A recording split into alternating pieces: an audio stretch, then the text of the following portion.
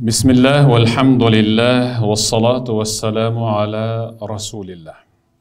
Бардық атақтан мақту даңаза Аллах Тааланың жалғыз өзіне ғана болсын. Анын мейірімі, тыныштығы, берекесі Пайғамбарымыз саллаллаху алейхи вассаламға, үй бүлесіне, сахабаларына, бізге чейин ислам динди дин деп тұтынып, иман менен азықтанып, өздері жашаған ислам динди жана имандуулук адеп ахлакты бизге белек, аманат катары эстафета кылып тапшырып өтүп кеткен улуу алтын муунга.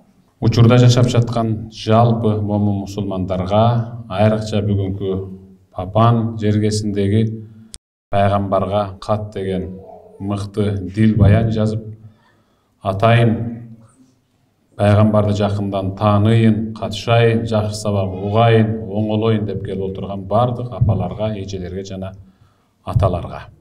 Бүгүнкү иш-чарага алдын ала камылга кылып, даярданып, жарыя берип, кызмат кылып, эмгек кылгандарга, бүгүнкү кызмат кылып жаткандарга жана келечек муунга да Аллах Тааланын түгөнгүс мээрими жана тынчтыгы болсун. Пайгамбарыбыз саллаллаху алейхи вассалам кайсы бир инсан жакшы бир ишти баштаса, баштаган жакшы ишинин сообу да өзүнө, аны улантып кеткендерге берилген сооптой дагы үзгүлтүксүз сооп жетип турат деген.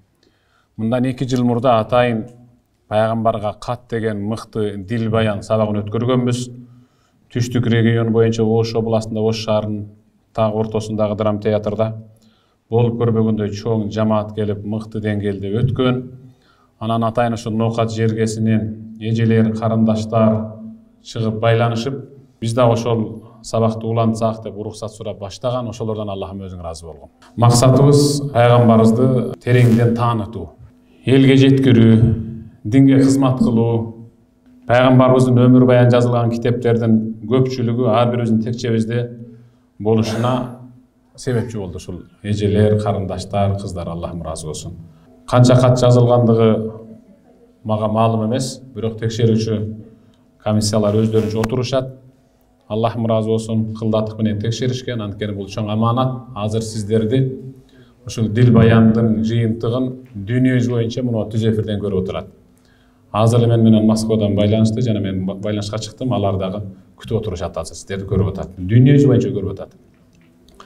Азыр Американын Чикаго шаарынан, Кореядан, Германиядан, Америкадан азыр сиздерди көрүп атат ушулар. Бүт баары.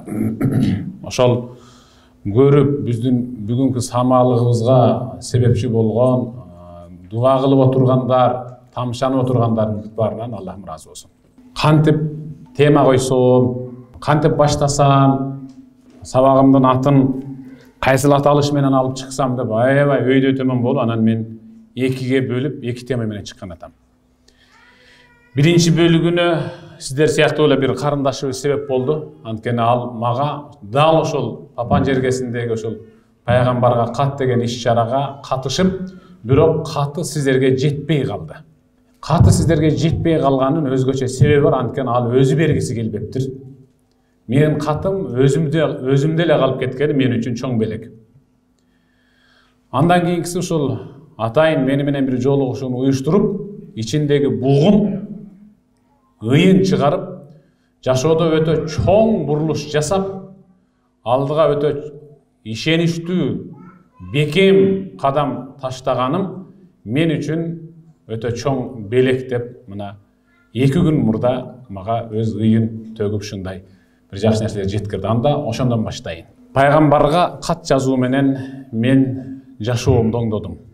Темасы ушундай. Пайгамбарга кат жазуу менен мен жашоомду оңдодум. Менимче ушул залда отургандардын көпчүлүгү ошондой болгон болуш керек. Пайгамбарга кат жазам деп отуруп, чыныгы жүрөгүнөн буркурап, балким ыйлагандыр, балким арыз муңун катка төгүп жазгандыр. Айтор ар кандай. Ал эми бул карындашыбыздын жазган каты өзгөчө. Сиздер кандай баракчага жаздыңыздар, кандай баракка кагазга жаздыңыздар, кайсыл ручка менен жаздыңыздар, мен үчүн ал маалым эмес.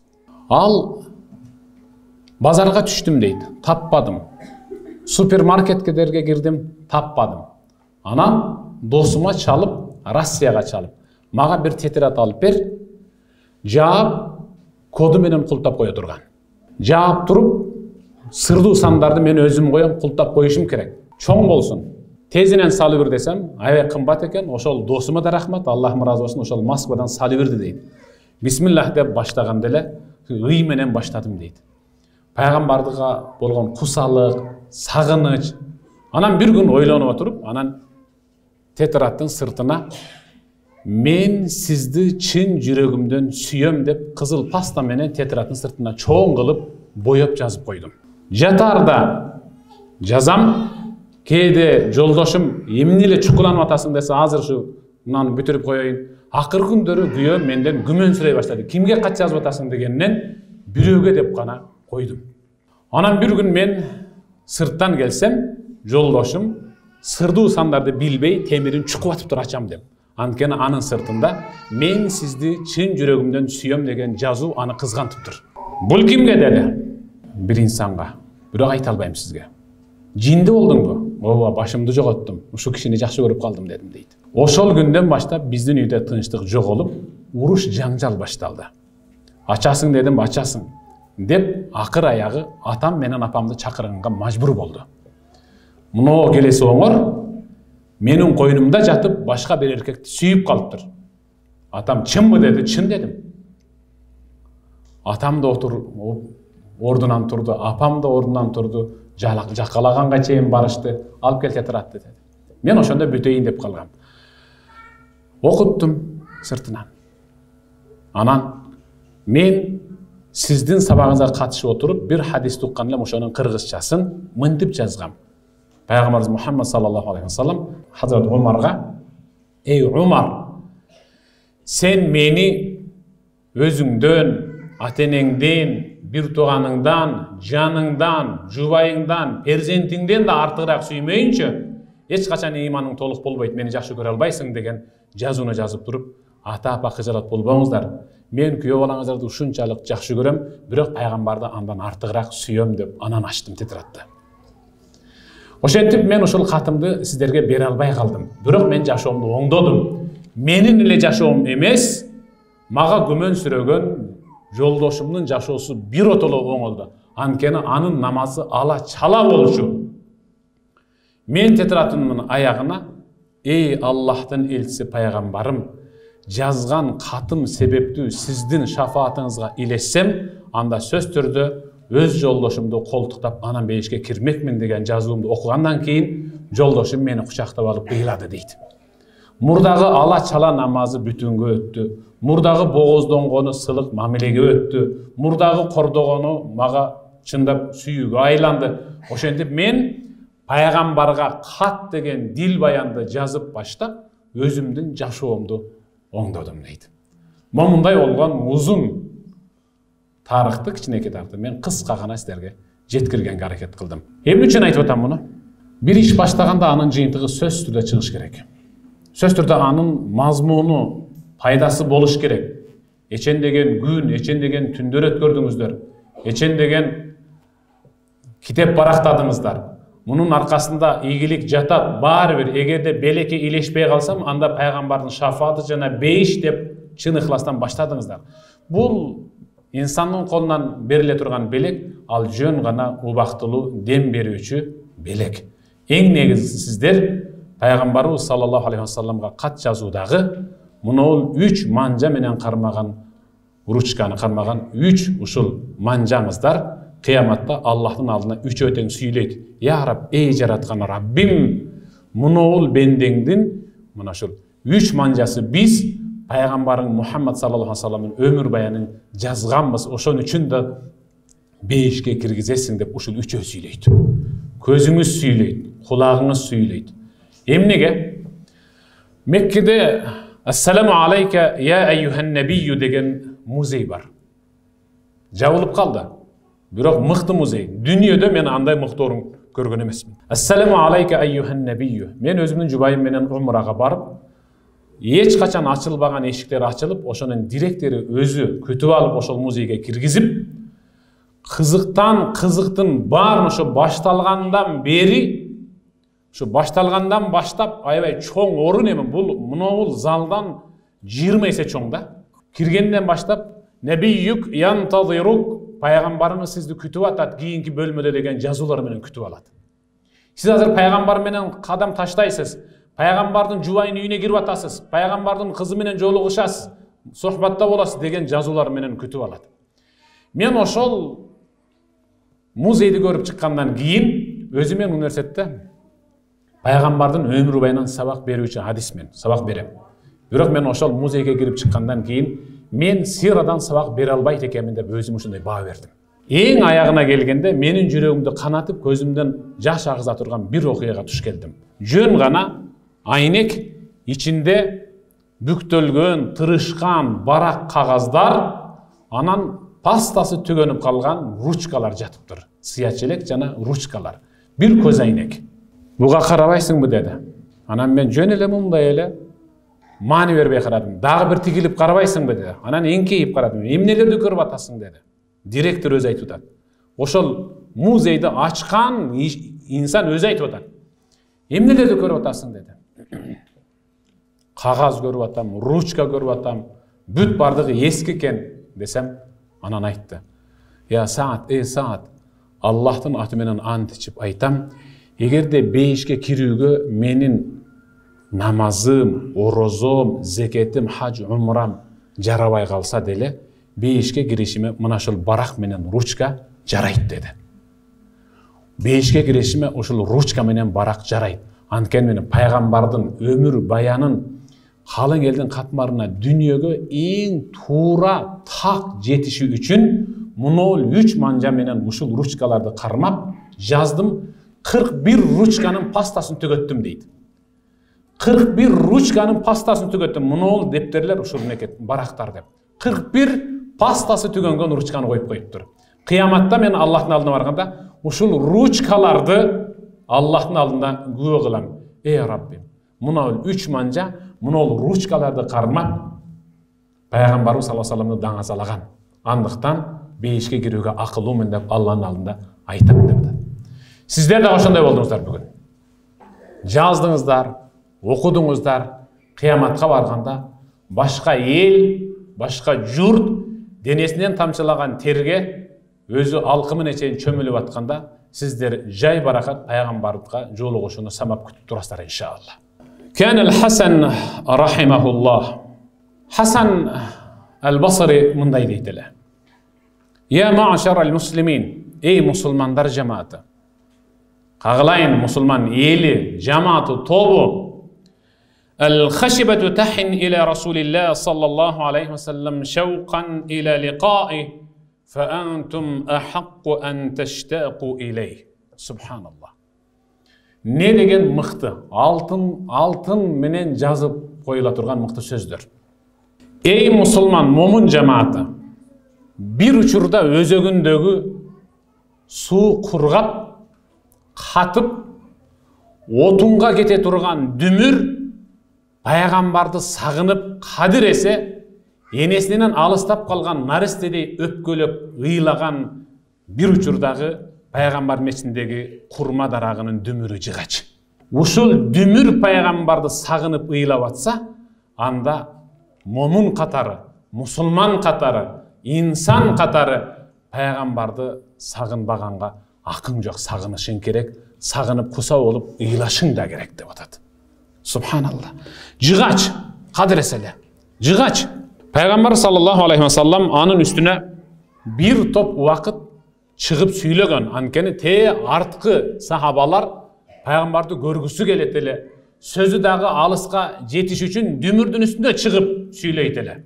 Качан гана бир уста сахаба пайгамбарга мен минбар жасайм деп 3 тепкичтүү минбарды жасап, мечиттин сол тарабына бурчка коюп, анан пайгамбардын киришин күтүп отуруп, бөлмөсүнөн худ ушундай эшиктен чыгып мечитке киргенде эле утурлап барып, я Расулалла, бүгүнкү жума хутбаңызды ошол бурчтан баштасаңыз, анткени сизге мыкты орун даярдап койдук. Пайгамбар дүмүрдүн жанына келип, дүмүрдү бир тиктеп туруп, бирок чыккан жок. Дүмүрдү бир эле тиктеди да, кайра барып түз ошол жерге барып чыгып сүйлөп, Аллахка мактоо айтып, бисмиллах менен эми сөз баштап, эми кайрылууга киришкенде кадыресе ыңалап, ыйлап, сагыныч, боздоп ыйлаган үн чыкты. Бул бир окуя мечиттин ичиндеги сахабалардын баары көрүп, уккан, катышкан сахабалар күбө болгон. 6-чы, 7-чи, 8-чи сафка чейин анын боздоп, өпкөлөп ыйлаганын өз кулагыбыз менен угуп, ордубуздан обдулуп туруп, момунтип жакындап көргөнүбүз бар дейт сахабалар. Ошол учурда пайгамбарыбыз сөзүн токтотуп, келип, эки тизеси менен чөгөлөп туруп, баякыны дүмүрдү эки колу менен кайра-кайра сылап туруп, кучагына бир кучактап туруп, ыраазысыңбы, ыйлаба. Бир сөз айтам, ыраазысыңбы? Мен сенден алыстаган жокмун. Болгону адамдар жасаган минбарга чыгып сүйлөгөнгө мажбур болдум. Бир аз өйдөлөйүн, эл уксун деди. Ушул эле, сенден алыстабаймын. Ыраазысыңбы? Мен азыр ушул жерден өз колум менен ушул жерди казып туруп, ушул жерге көмөм, бирок кыяматта бейиште мен менен бирге болосуң дегенде боздогону токтоп калды. Көбүрөөк ыйлаган, көбүрөөк ыйлап койгондугу үчүн, бирок ыйы токтогону менен өпкөлөгөнү токтобой, көпкө чейин өпкөлөгөн үн бизге угулуп турду дейт. Субханалла. Жыгач, дүмүр пайгамбарды сагынып ыйлап аткандан кийин сагынганга биз ашыгышыбыз керек. Сагынбаганга өзү акыбыз жок. Сөзсүз түрдө сагынышыбыз керек. Мен ишенем, бүгүн ошондой пайгамбарга куса болгон, ашык болуп сагынгандар жазды. Жазганга чамасы жетпегендер кайталап окуду. Же экөө биригип жазды, же бир 10 биригип бир кат жазды, айтор жазды. Ошентип жазып эле тим болбостон бүгүн пайгамбарга ашык болуп суусагандар бүгүн келди моментип.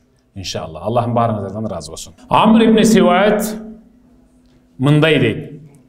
Шафии рахимахуллаху тааладан риваят кылып атат. Имам Шафии мындай деди. Ма а'таллаху набийян ма а'та Мухаммадан. Имам Шафии Аллах Мухаммад пайгамбарга бергендей бир да пайгамбарларга мыкты керемет берген эмес. Имам Шафии ишеништүү сүйлөдү. Аллах Таала Мухаммад пайгамбарга берген кереметтей башка пайгамбарларга берген эмес деди эле. Амр ибн Сиват мындай дедим дейт. А'таллаху Иса ихя ал-маута. Жаңылышып калган жоксузбу? Иса пайгамбарга Аллах Таала эчак өлүп кеткен сөөктөрдү тирилтүү кереметин бербеди беле. Жерди жырыл деп, мүржөнү ачып, тирил деп, тирилтип, качан өлгөнсүң, атың ким, кайсы уруудансың деп сурабады беле. Кайра өлтүрүп, кайра көмгөн ошол жерге. Буга эмне дейсиз деди. Имам Шафии айтат. Ал эсерс эмес. Аллах Таала пайгамбарыбызга бир нерсе берди.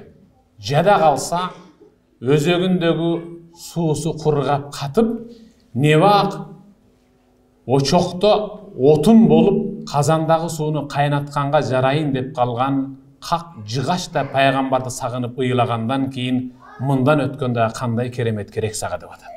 Субханалла. Ошондой жыгач куса болуп, сагынып, кыяматта мен да сиз менен бейишке кирер бекемин деп ашык болуп сүйгөн, жыгач сүйгөн пайгамбардын үммөтү эми пайгамбарга сөзсүз түрдө эле бирөө бир иш-чара уюштурганда гана колго калем кармап, анан барак ачып, мен сизди сүйөмүн я Расулаллах деп белек алыш үчүн кат жазбай, өмүр бою жарык дүйнө менен кош айтышып кеткенге чейин жүрөктө болгон, жүрөктө пайгамбарга болгон сүйүү оргуштасын. Мана муну чыныгы пайгамбарыбыздын заманбап пайгамбарга ашык болгон үммөтү деп айтса болот. Мен ойлойм ошол сиздер иншалла. Пайгамбарга кат жазып атып, салават айттыңыздар, көбөйттүңүздөр, кайсы салават айтууну үйрөндүңүздөр көпчүлүгүбүз. Салават деген ал эмне экен, салават айтуу ал кимге пайда экенин эгерде дагы деле эч ким түшүнө элек боло турган болсо, анда балким мынабул сөз, азыр айтылып турган сөз балким жеткиликтүү, түшүнүктүү болот деп эсептейм. Мағфирату зунуб ва зихабул хумум. Пайгамбарга айтылган сахаба күнөөлөрдүн баарын жууп, эки дүниөнүн кайгы капасын жоюп алып таштай турган ибадат. Салават ал ибадат. Салават айтайын десе, демек бул ибадат кылып атыптыр. Салават айтам десе, демек мен ибадат кылып атам. Салават айткан атам десе, ибадат кылган атам деген түшүнүк кетиш керек. Убай ибн Кааб пайгамбарга келип мындай дедим дейт. Я Расулаллах, инни уктиру салам алейк факам аж'ал лака мин салати. Я Расулаллах, мен бассам турсам, кыймылымда, жашоомдо салават айтам. Өзүңүз үйрөткөн салаватты айтам. 10 миң айтам, 15 миң айтам, 20 миң айтам. Ошол айткан салаваттын кайсы бөлүгүн сизге арнап коёюн, канчасын өзүмө алып калайын. Биз ушинтебиз да мисалы. Биз дайым жашообузда сөзсүз түрдө дуа кылганда ушу менен тигини магфират кыл, тигини кечир, момундай кыл деп бүт баарын камтыйбыз. Убай ибн Кааб дагы өзүм айткан салаваттын канча бөлүгүн сизге арнайын да, өзүмө канчасын алып калайын, анткени мага керек ал. Мен бейишке киришим керек да десем, пайгамбар мәшит, эми өзүң билесиң деди. Өзүң билесиң. Мен айттым, ар-рубу деген айткан салаватымдын 4төн 1 бөлүгүн арнайынбы сизге? Мисалы 40 миң айтсам, 10 бөлүгүн, 10 миңин сизге арнап коюп, 30 миңин өзүм алып калсам болобу? Десем, пайгамбар мәшит фа ин зитте фа хуа хайрул лак. Өзүң билесиң Убай, өзүң билесиң. Бирок мага көбүрөгүн арнай турган болсоң, өзүң үчүн жакшы эле деди. Ушинтип эле койду. Мен түшүнбөдүм. Анда анмыз жарымын берейинби? 20 сөзүмдө калсын. Десем пайгамбар мәшит фа ин зитте фа хуа хайрул лак. Эми Убай өзүң билесиң эми. Пайгамбардын сахабаны өзүнө тартып атканын карагыла. Эми өзүң билесиң. Бизде деле айтат канчамчылар. Канча берейин десе, эми өзүң билесиң, биян карап туруп бере бер дейт го. Ошош да. Анан фасулусайн 3 бөлүк болсо же 4 бөлүк болсо 3 бөлүгүн толугу менен берип, эчкир десе, я Расулалла, 1 бөлүгүн алып калайынбы өзүмө? Десем, пайгамбар күлүп туруп, мәшит фа ин зитте фа хуа хайрул лак. Эми өзүң билесиң Убай. Бирок айтайын дегеним ушул.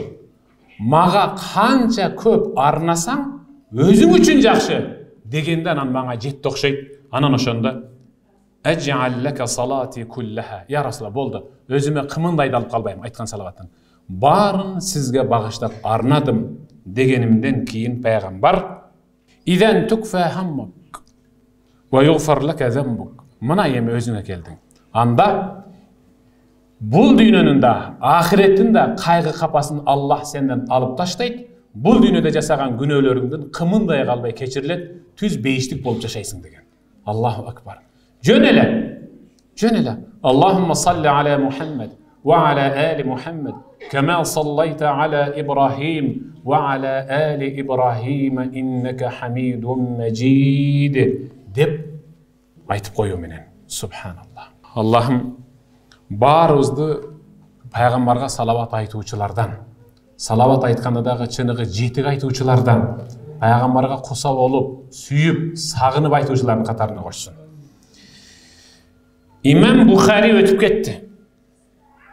Имам Бухари өтүп кеткенден кийин шакиртинин түшүнө кирди. Шакирти түш көрүп, айтыңызчы, Аллахым сизге кандай мамиле кылды? Мага Аллах Таалам өтө мыкты мамиле кылды. Мага Аллах Таалам көзүмдүн курчу жетпеген ушунчалык чоң бейиш берди. Дедиле, мен кайсыл амалыңыз үчүн берди? Айтыңызчы, мен ошо амалды кылайынчы десем, мен Рисала деген китебимдин башына жана аягына мынтип жазган сөзүм менен: Аллахым, пайгамбарды эстеп салават кылуучулардын санынча пайгамбарга салават болсун. Пайгамбарды унутуп салават айтпаган адамдардын санынча салават болсун деген сөзүм үчүн Аллах мага ушул бейишти берди деп атат. Субханалла. Бир сөз менен жөн эле ушул сөздү мен китебинин башына жана аягына жазып койгон элем. Ушул сөзүм үчүн Аллах Таала мага ушундай жерди берди деп атат.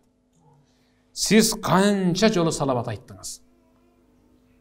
5000 айттыңыз, 10.000 айттыңыз, 20.000 айттыңыз. Не деген мыкты инсансыз. Угуп көрүң, биз дүйшөмбү күнү орозо тутабыз, пайгамбар сүннет деп. Туурабы? Дүйшөмбү күнү орозо тутабыз, бейшембі күн орозо тутабыз, аптада 2 жолу сунна деп орозо тутабыз. Бул көпчүлүгү ушул дүйшөмбү күндү орозо тутуу менен гана чектей турган болсо, анда эң мыкты акылы ушунчалык толо Аллахка, ахирет күнүнө, пайгамбарга, Кур'анга жүрөгүндөгү баягы сүйүүсү оругуштап ташып аткан инсан дүйшөмбү күндү башкача элестетет экен. Угуп көрөлүчү кана. Айша радиаллаху таала анха мындай дейт. Айша пайгамбардын жубайы, Хазрат Абу Бакырдын кызы. Айша небиз. Инна Аба Бакрин радиаллаху анху ламма хадратху al-вафат. Атам Абу Бакырга катуу оору тийип өлүм төшөгүнө жатып калды. Кал, атам көзүн ачып бизден сурады. Айя яумин хаза, бүгүн канчанчы күн деп сурады. Субханалла. Бүгүн канчанчы күн деп сурады. Калу яумил иснаин, барыбыз бир оздан жабыла, бүгүн дүйшөмбү дедик. Бүгүн дүйшөмбү ата дедик. Эгер бүгүнкүшү дүйшөмбү күнү эгерде чарчап көз жумуп Аллахка сапар татып кете турган болсом, эртеңки күндү күтпөгүлө. Үзүлүшүм менен денемди жууп кепиндеп, жаназа окуп тезинен пайгамбардын жанына алып баргыла. Пайгамбар төрөлүп, өзү сүннөт кылып орозо туткан күнү мен пайгамбардын жанына барып жатып калайын деп ыйлаган. Субханалла. Сахабалар, табииндер дүйшөмбү күнү кээ биркилер орозо тутуу менен гана чектелсек, алар орозо тутуп эле тим болбостон ушул күнү кетип калсам ажеп эмес. Анткени Аллах кыяматта тирилткенде пайгамбарың төрөлгөн күнү мен өлгөмүн ошол күнү. Эчким десе ушунун шарапатынан мени бейишке киргизесиң деп мен суранам деп шылтоо кылам деп атат. Мынандай инсандар бар экен. Субханалла. Пайгамбарыбыз саллаллаху алейхи ва салламга ашык болуу, сагынуу, куса болуу ар кимге ар кандай таасир калтырат. Мисалы мына, биз го адамзатпыз, биз инсанбыз. Ыйман бар иншалла, акыл бар, баам парасат, түшүнүк бар. Керек болсо пайгамбарыбыз саллаллаху алейхи ва салламды тооташ жаратылышта жактырып сүйдү. Мисалы, Анас ибн Малик мындай дейт. Саидан набий саллаллаху алейхи ва саллам жабал Ухудин ва мааху Абу Бакр ва Умар ва Усман радиаллаху анхум ажмаин фаража фабихим al-jabal. Пайгамбар бир күнү жанына Абу Бакрды, Умар, Усман, алардын баарынан Аллах разы болсун, ушуларды ээрчитип Ухудтун үстүнө чыкты. Ухуд тоосунун. Негедир Ухуд тоосу титиреп кетти, кадыресе, кыймылдады кадыресе. Ал кыймылдаганда адам жыгылып кетиши ыктымал эле. Ушунчалык катуу кыймылдады. Кыймылдаганын себеби пайгамбар анын үстүнө чыкканга чейин пайгамбар Ухуд согушу болгон майданга келгенде Ухуд жөн гана алыстан тиктеп, алыстан гана пайгамбардын жытына ашык болуп атса, бул күнү пайгамбар анын үстүнө чыккандыгы үчүн Ухуд тоосу сүйүнгөнүнөн бир титиреп алды. Сүйүнгөндөн тоо титире бирди. Тоо. Субханалла. Пайгамбар акырын сахабаларды жылмайып тиктеп туруп, "Успут Ухуду. Успут я Ухуду. Фа иннама алейка набийюн ва сиддиқ ва шахидан." Эй Ухуд, болду. Титирегениңди токтот. Анткени сенин үстүндө акыр замандын пайгамбары Абу Бакр Сиддиқ, анан 2 шейит инсан турат дегенде кайра токтоп калды. Субханалла. Тоо дагы пайгамбарды сүйгөн. Тоо заңкайган Ухуд тоосу биздин алтын казык эмне болуп калыптыр? Ухуд тоосу пайгамбарды ошондо жактырды. Инсан катары анда неге биз жактыра албайбыз? Инсан катары, мусулман катары, муъмин катары, баам парасаттуу, акылдуу инсан катары неге пайгамбарды жактыра албайбыз? Анткени пайгамбарыбыз саллаллаху алейхи ва саллам эч кимиңер толук кандуу муъмин боло албайсыңар. Ыйманыңар жарты боюнча жашайсыңар, ыйманыңар жарым боюнча өлөсүңөр. Качан? Эгер мал мүлкүңөрдөн, ата-энеңерден, байлығыңардан, жаныңардан, қаныңардан мені артығырақ көрмейінше деген. Артығырақ сүймейінше, артығырақ жақсы көрмейінше, көбірек сағынмайынша. Bir учурда 14 жашқа жетіп жетпеген жаш бала. Пайғамбарымыз Мұхаммад саллаллаху алейхи ва салламның қызматкері. Ошол учурда енелер балдарын жаштайынан тыңдыққа, аябай тың болуға бұйырып, тарбиялап, пайғамбардың алдына алып келчү. Пайғамбар bir оң алақаны менен пешенесин, көкүлүн сылап, арқасынан таптап қойса деп алып келчү. Сунуштачу, балким иштетерсиз. Пайғамбар жоқ, өзүңөр керек алып кеткиле деп. Бул Рабиат ибн Кааб бул да ошентип ата-энеси тараптан пайғамбарға сунушталды. Өтө жапыс, өтө уялыңкы, мүнөзү ушунчалык жагымдуу инсан бала пайғамбарға жакты. Анан пайғамбар аны мейли мага кызмат кылгысы келсе кылып турсун. Пайғамбар аны сынап көрдү. Пайғамбардың сыноосунан өттү. 14 жашар бала азыр 50-ге чыгып атабыз менен апабызга дарат суусуна суу бере элекпиз го. Бул күнүгө пайгамбардын таягынын учуна темир кыстырылган таягын, анан пайгамбардын дарат алчу кумганын кармап турчу эле. Пайгамбар тахажжудка турганда эшиктин сыртында турат эле ошол. Күнүгө жок болуп калган учуру болгон эмес. 14 жашар бала. 14 жашар бала. Өтө көп көрдү пайгамбар. Bir күнү пайгамбар менден сәл сура dedi. Muhtaçlığыңды айт, мен сага дуа кылайын. Барын Аллахтан сурап берейин. Эмне зарыл болсо сурап кал азыр dedi. Мен пайгамбарды bir тигилип тиктеп туруп, башымды төмөн кылып, кол кошуруп туруп алдым. Ушул адатым пайгамбарга жага берди. Пайгамбар менден аны түшүндү. Анткени мен, я Расулаллах, мага bir az ойлонууга убакыт береспи деген кыймыл эле бул. Пайгамбар мени тиктеп туруп, чуңгууп караңгыга кирип кетти. Даратын алып, кайра келе жатканда мен пайгамбардын колундагы таяк менен кумганды алдым да, башымды көтөрбөй туруп алдым. Пайгамбар түшүндү да бөлмөсүнө кирип кетти. Пайгамбар тахажжуд окуду. Чыгып калбаса экен деп ошол жерде турдум. Hazrat Bilal Bağdatқа azan айтты. Жабыла сахабалар мешітке кіргенде алардың бири болуп мен да кирдим. Бирок мен сафтын эң аягында гана туруп калдым. Пайгамбар бизге Бағдат намазын окуп берди. Зикирлер, ибадаттар бүткөндөн кийин пайгамбар мойнун көтөрүп, кимдир бирөөнү издегендей болуп эки жака бурулду. Мени көрүп калса экен деп сахабалардын көп ордунан тура калды. Kimdir birinin işke cumşağısı gelse, oşol men bolup kalayın dep, ança-munça sahabalar ordunan ırgıp tura kaldı. Peygamber alardı dele göz gelgen yok.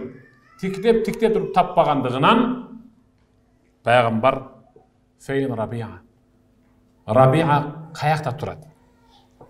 Kana kayakta turat. Dedile, anan men ordundan akırın optulup tursam, Peygamber beri gel dep meni çakırбастан Пайгамбар сахабаларды аралап менин алдыма келди. Субханалла, 14 жашар бала. Кел десе жарашмак. Бирок Пайгамбар анын алдына барды. Алдына бар. Менин алдыма келди дейт. Мен отургам, Пайгамбар да чөк түшүп отурду алдыма. Ойлондуңбу деди. Ойлондум. Таптыңбы деди. Таптым. Кайсыл муктаждыгыңдай бар? Эм айт деди эле. Мен айттым. Murafaqatak fil cennet ya Resulullah. Ey Allah'ın elçisi, beyişte siz menen birge boluşum kerek dedim. Mundan başka maga zarlı iş yok. Beyişte siz menen birge boluşum kerek desem Peygamber ava gayra zalik. Mundan başkası dağı var mı dedi. Daha koşumçalarsın balkim. Dünyanın muhtaçlığından dağı bay nereseler vardır dep kayra Peygamber eskertkenine karabay yok. Huve zak bir gana uşul. Eki kaşımın ortasındağı maksatım uşul gana. Mından başka hiç kanday maksatım yok. Peygamber fa'inni ala nefsik bi kasrati sucud. Anda bolasın. Sen menen beyişte birge bolasın bir şart menen. Bir şart menen. Namazdağı sajdanı uzunraaq kılıver şaşpay. Namazdağı sajdada uzunraaq turuver. ошол жерде сурана берген. Анткени ушул жериң кашкасы көбүрөөк боло берсин. Ошол Рабия, ооба, дал ошол өзү деп, мен сени Каусар деген көлмөмдүн чекесинен күтүп алам деди. Аллаху акбар. Гарант, кепилдик берип атат. Мен сени ошоктон күтүп алам. Анткени пайгамбарга болгон сүйүүсү. Мына, ошондо Рабия, я Расулаллах, мага бир дуа кылыңчы, ишим жүрүшүп кетсин десе, дуа кылат эле. Биздикилер азыр ошондой да. Ишим болбой атат. Бир иш баштаганмын, мүдүрүлүп атам, банкрот болуп атам. Устаздардан дуа алганда ошондой кылышат да. Мисалы, иштин жүрүшү үчүн эң алгач пайгамбарга салават айт. Андан кийин атаң менен апаңдын дуасына ошол өзү жетиштүү. Ошол өзү жетиштүү. Пайгамбарга салават айт. Атаң менен апаңдын батасына ошол өзү жетиштүү. Пайгамбарыбыздын асарларын, асар деген пайгамбар тутунган буюмдарды көрүп калсак кандай болобуз? Пайгамбар тутунган буюмдарды көрүп калсак ушунчалык көзүбүзгө сүртүргүбүз келет да, аны баягы жебиргибиз келет. Жебиргибиз келет баягы. Анткени аны ал бут кийимди пайгамбар кийген. Ал чапанды пайгамбар жамынган. Ал селлени пайгамбар кийип жүргөн. Ал таятыгарма пайгамбар таянып жүргөн. Ал жерге пайгамбар отурган. Субханалла. Шундайбы? Эми Анас ибн Малик. Билесиздер, мен бул сөздү аябай көп айтам. Анас ибн Малик жүзүчкө чыгып өлгөн. Өлөрүндө балдарына ушул таякты оң капталыма денеме тийгизип туруп кепиндейсиңер дегенде балдар айткан. Ата, ушул бизде калсын, биздин атабыз пайгамбарга кызматкер болгон, ишенбесеңер таягы бар деп далил кылайлы дегенде Анас ибн Малик, бул мага керек, мен муктажмын. Балдар түшүнбөй сураса, кыяматта Аллах тирилткенде мен тирилем. Ошондо ушул жыгач боюнча кайра калыбына келет. Ушул жыгачты шылтоо кылып, мен пайгамбар саллаллаху алейхи вассаламга учунан карма бийик көтөрүп, я Расулаллах, ана Анас хадимук ва Унайс худаймук. Ey Allah'tan elçisi, kızmatkeriңiz Anasmın, je erkek kızmatçınız Unaysmın, tanıdınız mı? Tayak kerek bolup kalabı dep, ala gelgen bolçumun dep, tayaktı paygambarga bermiş bolup durup paygambarın janında turuşum kerek degen şıltı oğlum. Subhanallah. Ne degen mıhtı asıl sapat.